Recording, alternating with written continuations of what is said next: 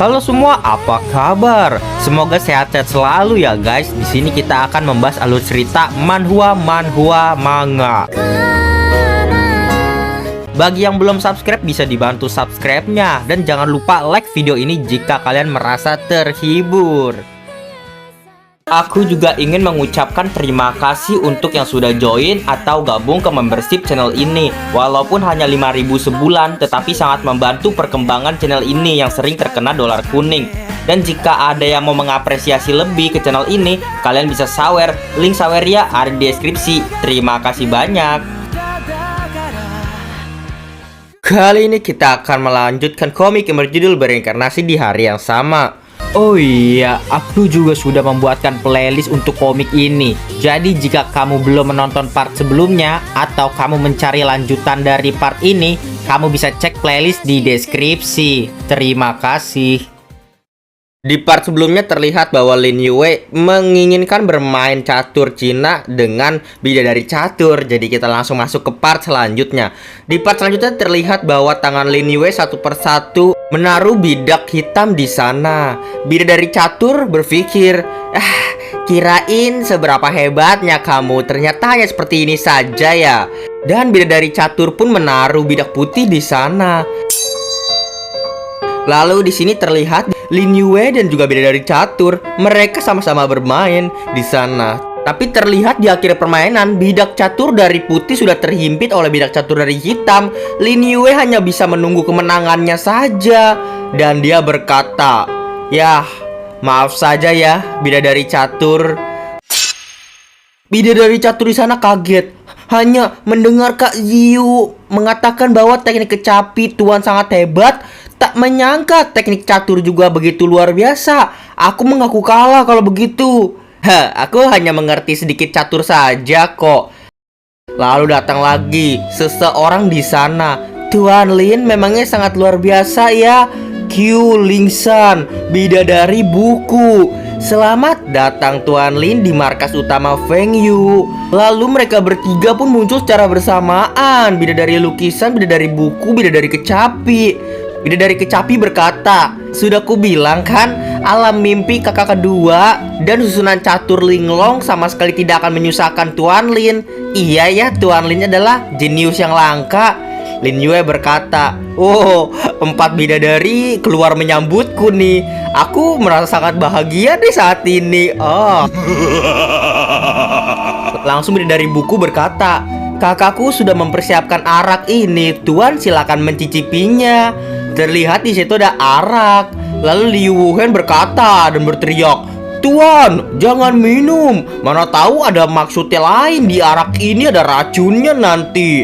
Lalu bidadari lukisan berkata, "Sekte Feng Yu tidak mungkin akan menggunakan arak untuk mencelakai orang."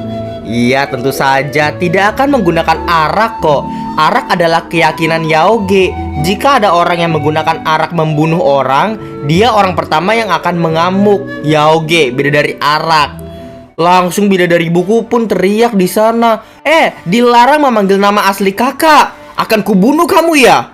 Kurang ajar. Beberapa kali menyulitkan kami, menganggap kami tidak mampu melawan kalian ya. Aku akan lawan kamu. Terlihat bahwa Liu Wuhen melawan bidadari buku. Tetapi Liu Wuhen dengan senjata tingkat 9-nya pun tidak bisa menahan serangannya. Dia berpikir, wanita ini kuat sekali. Aku tidak mungkin menang melawannya. Sampai terpukul mundur. Lin Yue berkata, "Nama asli Yaoge emangnya tidak boleh dipanggil ya? Kamu cari mati ya." Di sana terlihat aura membunuh dari bidadari buku. Namun terlihat dari tanah. Batu-batu pun berterbaran. Dari sana Lin Yue hanya berkata, "Hiat!" Batu-batu itu pun terlempar ke arah bidadari buku dan mengenai pohon yang berada di belakangnya. Dia pun kaget. Dia hanya bisa berkata, Terima kasih Tuan Lin sudah mengampuni nyawa saya." Iya, tidak apa-apa. Arak ini enak, kata Lin Yue. Lalu Ming Yue berkata, Tuan Lin, apakah ini arak suci langit yang dulu kamu janjikan mentraktirnya? Tentu saja bukan, Ming Yue. Beda kok. Oh iya, dengar-dengar di wilayah selatan ada sebuah dasar laut yang memiliki kekuatan Reiki yang melimpah ya.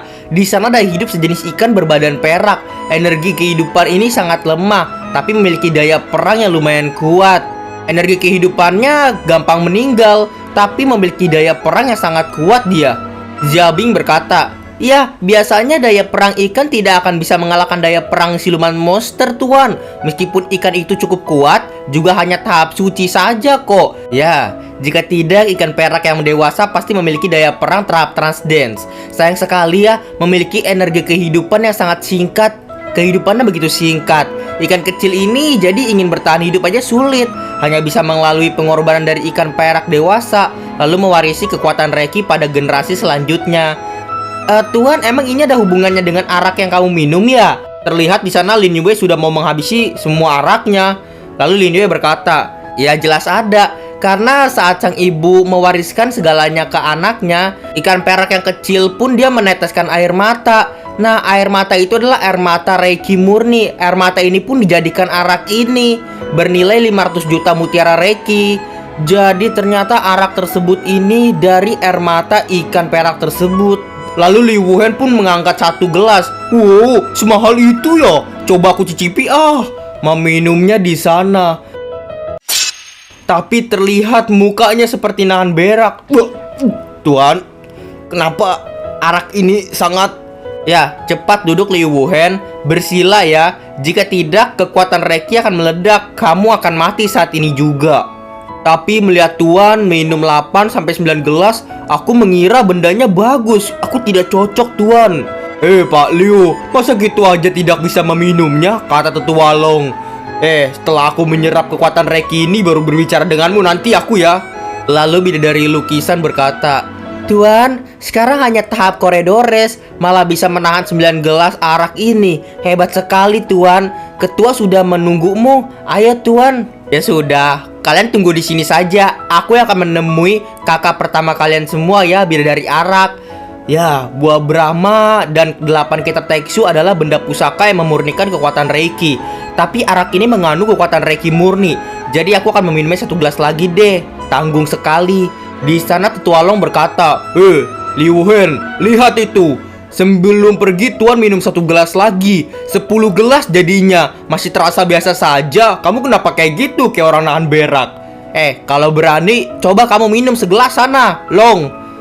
Tetua Long pun meminumnya juga. Ya, aku coba aja lah. Langsung di sana ia duduk bersila dong. Arak ini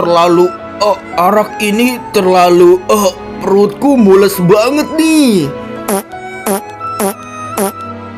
Bidadari lukisan dan bidadari kecapi yang melihatnya berkata, kakak saja hanya bisa minum 5 gelas. Kok Tuan Lin ini kenapa bisa begitu hebat ya? Ia susah mendebaknya, kata bidadari lukisan. Lalu terlihat Lin Yue yang memasuki sebuah rumah di sana. Aku Lin Yue dari Sekte Yaozu datang berjumpa dengan bidadari arak sekarang. Masuklah. Ternyata bidadari araknya seperti ini dong. Auto dolar kuning ini sih. Pokoknya kalian yang mau mensupport lebih langsung join membership aja lah. 5.000 sebulan kok. Ini udah auto dolar kuning guys.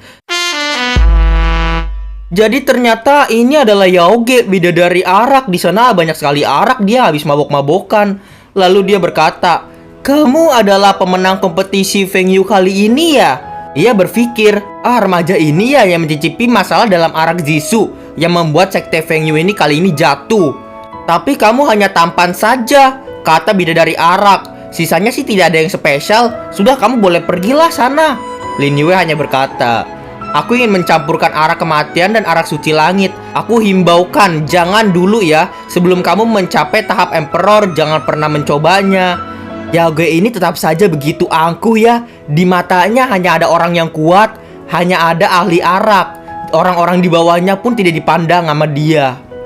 Siapa kamu? Kenapa kamu mengetahui arak kematian dan arak suci langit? Aku Lin Yue dari North Boundary. Bisa mengetahui arak ini karena aku sudah melihat beberapa luasnya dunia ini. North Boundary ya? baru ganti kaisar baru. Kamu kabur keluar datang ke sini. Aku kesini mencari Kaisar Buddha kok, pemimpin dari South Boundary atau Boundary Selatan. Hei, tidak semudah itu mencari Kaisar Buddha. Lalu kamu seharusnya tidak akan bisa hidup lama. Banyak klan atau sekte yang akan mencarimu gara-gara kamu mendapatkan 2 benda pusaka. Enak aja. Emangnya aku kayak kau, sekte Feng Yu. Kamu tidak berani ke sekte Yaozu, klan pedang, sekte Nanggong, dan sekte lainnya. Bukan berarti aku juga tidak berani. Kurang ajar kamu ya, di sana mengeluarkan jurusnya lah Yaoge. Aku berani menyinggung sekte Yaozu, klan pedang, semuanya tentu saja juga berani menyinggungmu.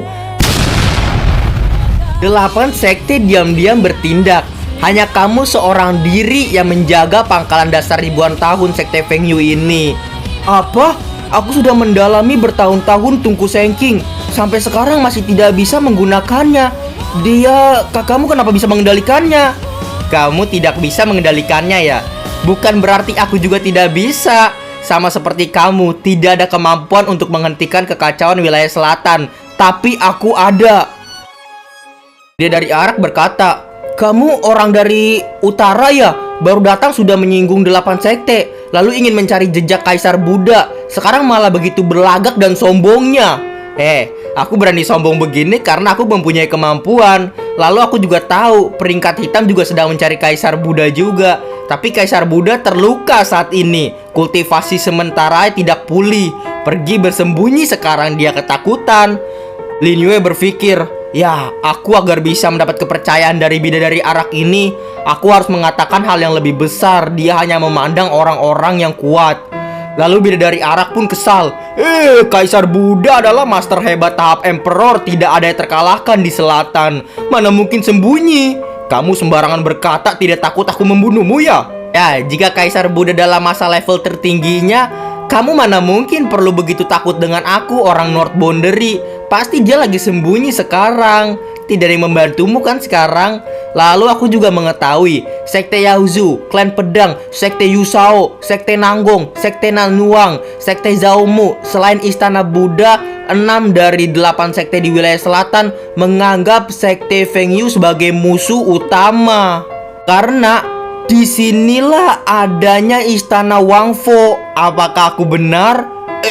Apakah kamu dari suruhan 6 sekte itu untuk menghancurkan sekte Feng Yu kami? Bukan. Apa itu 6 sekte? Sekarang Kaisar Buddha terluka. Bagaimana kita melakukan kerjasama saja?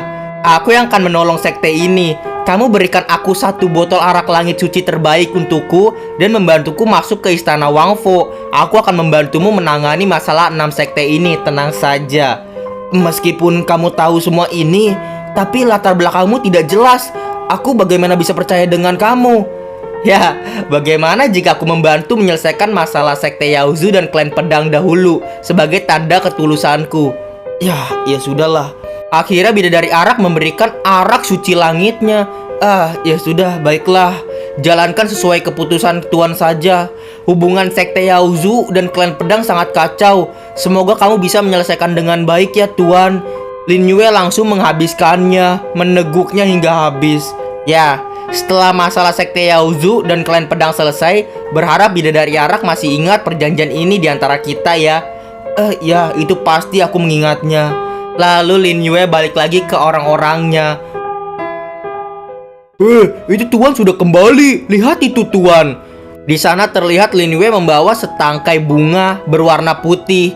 Di sana memakai jurus api Darie-nya. Semua orang pun kaget. Oh, api ini sangat hebat ya. Iya, mau meracik apa dia ya? Meracik pil kah? Lalu Xiabing berkata, jangan Tuan, jangan. Tanpa tungku pil akan ada efek samping dari kekuatan pil. Tidak bisa meracik tanpa tungku. Nona Xiabing, tenang saja, kata Jen Cier. Aku sudah pernah melihat Tuan meracik pil kok, tidak ada masalah. Pil sudah selesai, pemurnian selesai. Namun mereka semua di sana bergosip. Kenapa tidak ada aroma pilnya ya? Iya benar. Pil ini kayaknya gagal diracik deh. Tidak ada aromanya. Mungkin aja gagal sih. Lalu Lin Yue pun memakan pil tersebut. Bidadari catur berkata kepada Xiabing, Nona Xiabing, semua orang tahu bahwa kamulah yang punya ilmu pil paling tinggi di sini. Pil obat yang dimurnikan oleh Tuan Lin apakah termasuk berhasil? Tetapi kok tidak ada wanginya ya, seperti pil lainnya. Ya, jalan pil obat Tuan mungkin sudah mengimbangi dengan kakekku. Apa Nona Ziabing? Sedang bercanda kah? Kakekmu kan adalah sekte ketua Yaozu, Master Alkimia, pembuat pil dan obat nomor 1 di wilayah selatan. Mana mungkin pil obat yang tidak ada wangi pil ini sehebat pil yang dibuat kakekmu? Apakah kamu sengaja membohongi kami? Tidak. Pil obat yang dibuat Tuan Lin ini efek obatnya terbungkus di dalamnya. Karena itulah tidak wangi. Karena pil seperti ini adalah pil obat kelas tinggi. Kalian semua salah, tidak mengerti. Para bidadari di sana pun tercengang. Loh, ilmu kecapinya tak terkalahkan. Iya, jalan caturnya tak terkalahkan. Jurus pedangnya bisa mengalahkan kaisar pedang kecil. Ilmu pilnya bisa seimbang dengan ketua sekte Yaozu. Apakah orang ini wajar? Lin Yue di sana berkata kepada 4 bidadari. Hei 4 bidadari, kamu jangan tercengang seperti itu dong. Kami masih ada urusan lain nih. Kami pergi ya, sampai jumpa.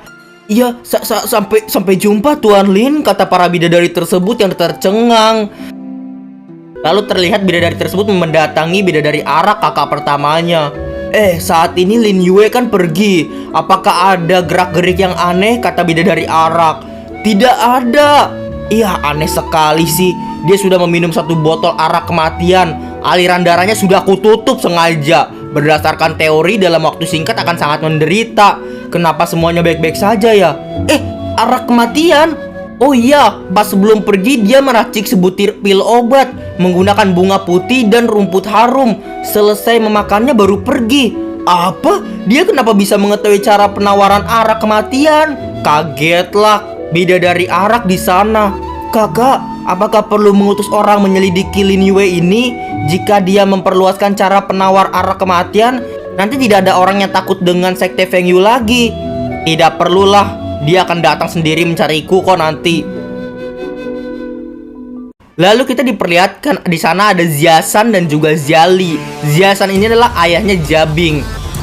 Anakku, aku mendengar kali ini kalian menang ya. Tidak hanya mendapatkan tungku Sengking, bahkan pedang Zuanwu pun berhasil didapatkan.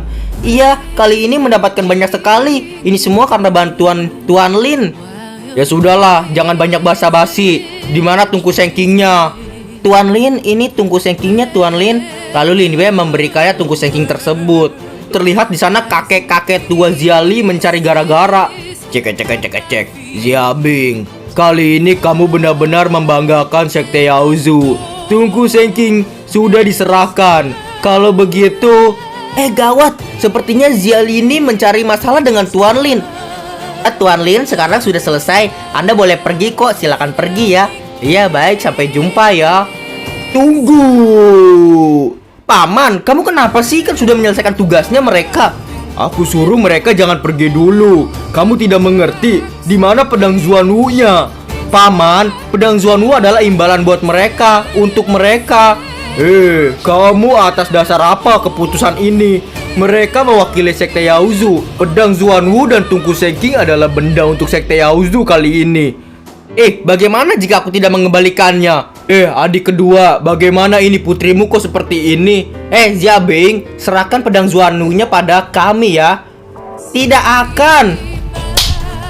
Ayahnya Ziabing menampar Ziabing di sana. Cepat serahkanlah.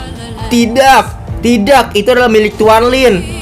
Masih berani melawan kamu ya? Mau ku tampar lagi nih jadi KDRT seperti Lesti. Seketika tangannya dari Ziazan dipegang oleh Lin Yue. Kurang ajar. Kamu juga berani menghalangiku ya? Kenapa tidak berani memangnya? Langsung melepar Ziazan si tua bangka ayah Ziabing di sana. Minggir sana. Sampai dia pun jatuh encok. Tangkap mereka. Hari ini jangan harap ada yang bisa pergi dari sini. Namun Ziabing menolong Lin Yue. Tuan Lin, cepat pergilah. Di sini serahkan padaku saja. Ziabing, dasar pengkhianat. Meninggalkanmu sendiri di sini, Ziabing. Mungkin kamu akan disiksa hingga mati loh. Aku membawamu pergi saja ya. Kamu bersedia ikut gak denganku? Kita berpetualang. Ya sudah, kalau begitu aku akan pergi bersamamu, Tuan Lin. Diam, hari ini kalian tidak bisa pergi kemana-mana. Di sana Lin Yue mengeluarkan cakra listrik Pikachu dari tangannya. Loh, kenapa ini? Kenapa Tungku Sengking bisa dikendalikan olehnya, bergerak sendiri? Terlihat di sana Tungku Sengking pun dialiri listrik Pikachu. Sialan, apa yang ingin kalian lakukan di sana? Tungku Sengking ini adalah benda warisan sekte, jangan sampai hancur. Hah? Masih perlu aku jelaskan? Hanya perlu 1 detik untuk menghancurkannya. Kalau berani ayo datang, aku langsung menghancurkan Tungku Sengking ini loh. Dia bagaimana sih bisa melakukannya? Iya, apakah Tungku Sengkingnya sudah mengenal Tuan ya? Kita pergi sajalah, kali ini kita kalah. Lalu terlihat Zabing di sana berkata, "Maaf ya Tuan Lin, awalnya sudah berjanji memberikan pedang Zuanwu, tapi tidak perlu minta maaf. Sekarang kan Tungku Sengking dan juga pedang Zuanwu udah berada di tanganku lagi. Segalanya masih ada di dalam perencanaanku." Lalu datanglah seseorang di sana. "Saya Jian Jing dari klan pedang. Datang mengundang Tuan Lin, Nona Zia, dan lainnya pergi bertemu klan pedang." "Siapa yang mengundangnya?" "Putra mahkota pedang." "Baik, ayo pergi sekarang juga." Kagetlah mereka semua. Kok gampang sekali langsung menyetujuinya. Lalu Lin Yue dan kawan-kawannya pun pergi ke undangan tersebut. Siapa itu putra mahkota pedang memangnya? Ya, ketua klan pedang ada 2 putra, memiliki jurus pedang yang luar biasa, diangkat sebagai 2 putra mahkota pedang. Tapi sayangnya putra pertamanya sudah meninggal. Putra mahkota pedang sekarang adalah anak keduanya, namanya Jian Qiun. Dia sangat hebat kok. Lalu sudah sampailah mereka di kapal dari klan pedang. "Semuanya silakan naik kapal kalau begitu." "Tuan, perjalanan kali ini sangat berbahaya loh," kata Jian Qier. "Tidak apa-apa Jian Qier. Datanglah Jian Chen di sana. Lama tidak berjumpa dengan Tuan Lin."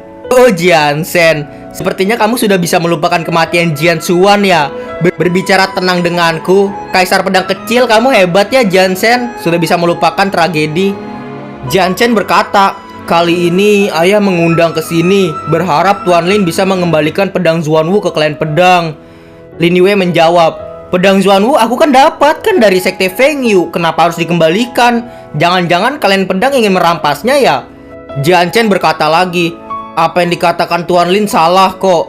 Orang klan pedang bukanlah tidak tahu aturan.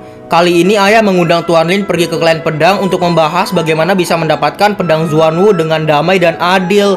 Kita di sana hanya musyawarah." "Ya sudah, kalau begitu ayo pergi ke klan pedang." Di sana terlihat mereka menaiki kapal air atau kapal laut. Jadi itulah part kali ini. Terima kasih kawan-kawan yang telah menonton dari part 1 hingga sekarang. Dadah semuanya, kita lanjut di lain waktu. Terima kasih bagi kalian yang telah menonton video ini dan juga terus mensupport channel ini.